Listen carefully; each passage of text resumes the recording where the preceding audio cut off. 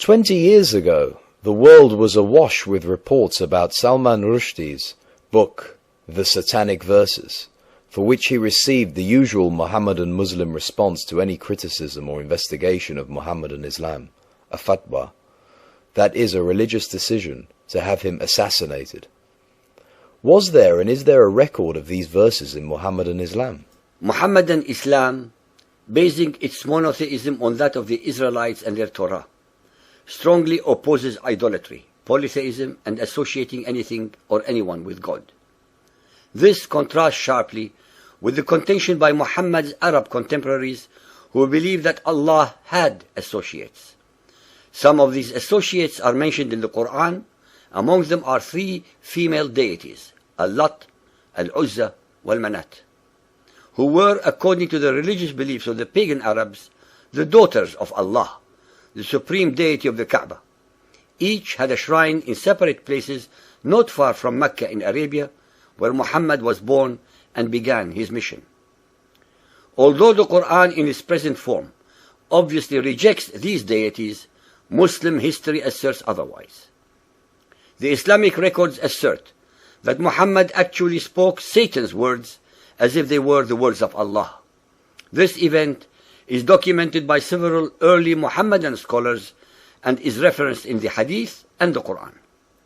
Later Muhammadan scholars, ashamed and embarrassed that their self-declared prophet spoke Satan's words, denied the event occurred. A myriad of excuses and contorted stories have been put forth by these later scholars to cover up Muhammad's sinful error. It must be very clearly pointed out that the Satanic Verses event is not something made up by non-Muslims. The event is recorded by the earliest Islamic sources available reporting on Muhammad's life. No one should think that it is a story made up by people who are critical of Islam. It is an episode directly found in the early Islamic records. This subject is one of the most controversial in Muhammadan Islam because allegedly Satan was able to deceive Muhammad and thus insinuate himself in the Quran by causing Muhammad to recite his words as if they were Allah's words. Muhammadans always use the mantra, "Bring forth the proof." Well, the proof is as follows. This event is actually documented by the four early biographical writers of Muhammad's life: Ibn Ishaq's Sirat Rasulullah, Al-Waqidi, Ibn Sa'ad's Kitab al-Tabaqat al-Kabir, and Tabari's History. The Hadith and Quran also contain direct references. Additionally, several other Islamic scholars on Hadith, called traditions, support the event's occurrence, such as Ibn Abi Hatim, Ibn al-Munzir, Ibn Marduya, Musa ibn Uqba, and Abu Ma'shar. It is all the more strange that Ibn Hajar, a recognized authority on traditions, insists on the truth of this report and says, as we have mentioned above, three of its chain of narrators satisfy the conditions requisite for an authentic report. Because of time constraints, we shall explore Al-Tabari's version of the events, and those who need more detail should go to our definitions section in our website. Tabari Volume 6.107. Satan casts a false revelation on the Messenger of Allah's tongue. The Messenger of Allah was eager for the welfare of his people and wished to effect a reconciliation with them in whatever ways he could. He longed in his soul that something would come to him from Allah which would reconcile him with his tribe. With his love for his tribe and his eagerness for their welfare, it would have delighted him if some of the difficulties which they made for him could have been smoothed out. And he debated with himself and fervently desired such an outcome.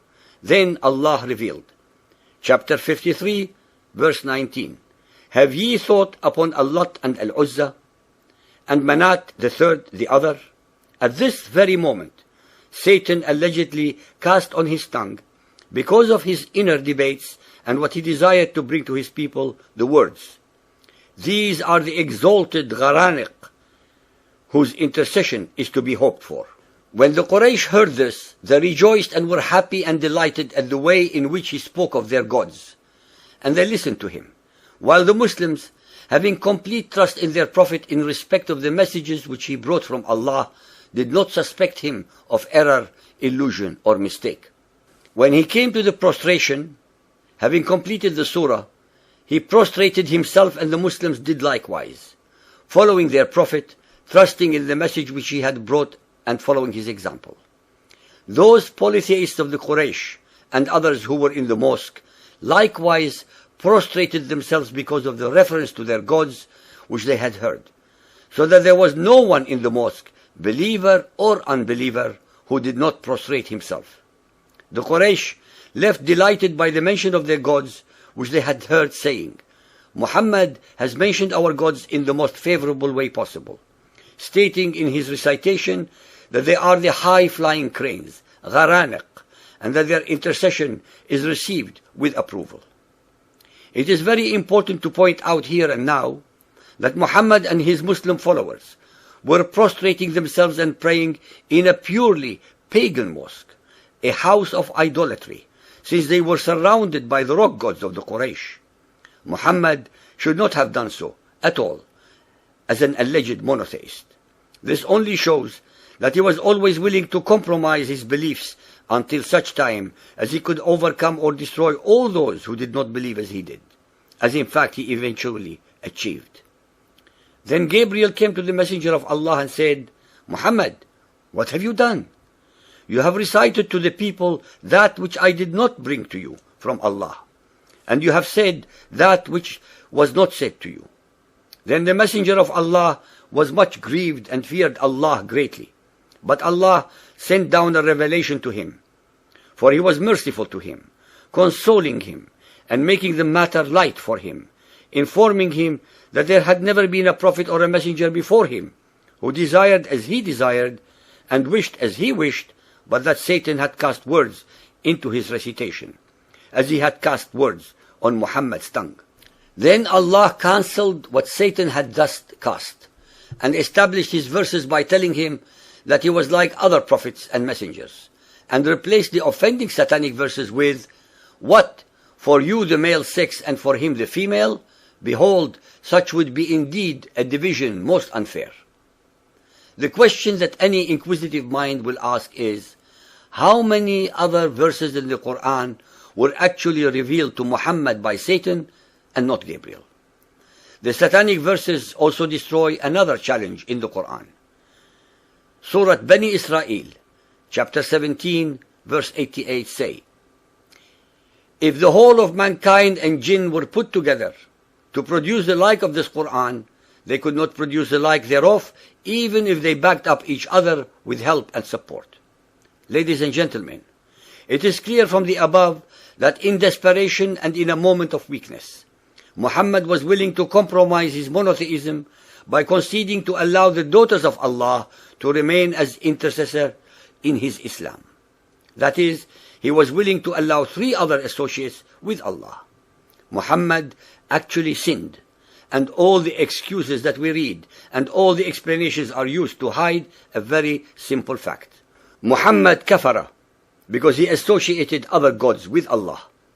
When he realized the enormity of what he had done, he repented, and to rectify his error, he first accused the innocent Satan of having tricked him, and then revealed the very conveniently descended abrogating verses, followed by others in which Allah only admonished him and made light banter of his enormous sin. Neither Satan, Gabriel, nor Allah were involved. It was all Muhammad at his very best, deceitful, wily, beguiling, and very much in control of his mostly very superstitious, ignorant, fearful, illiterate, and totally obedient flock.